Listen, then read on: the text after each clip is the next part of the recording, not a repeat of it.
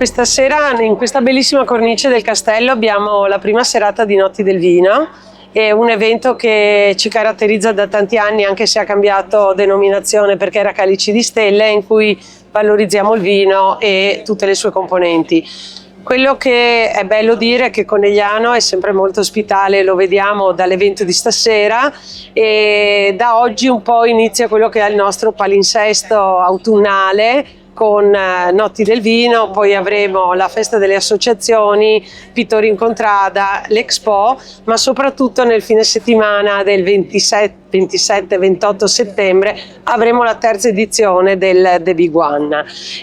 Quello che mi piace dire è che Conegliano è una città ospitale, una città che ha delle bellissime zone artistiche e architettoniche, e soprattutto è una terra che può davvero ospitare tanta gente a vivere delle emozioni. Aggiungo che il 13 di settembre, sabato alle ore 17, inaugureremo una sala immersiva in cui il visitatore a 360 gradi potrà vivere l'esperienza di Conegliano e del suo territorio. Una 2 giorni dedicata al nostro territorio, al vino, ma anche alla cultura locale, devo dire grazie alla Proloco di Ogliano, quella di Conegliano, ma soprattutto alla Proloco regionale, a Giovanni Follador, un'iniziativa meravigliosa incastonata in una cornice che è quella del Castello di Conegliano, che è una cornice unica. Invitiamo tutti a venire, saranno 2 giorni bellissimi e ci auguriamo veramente di avere con noi tanta gente.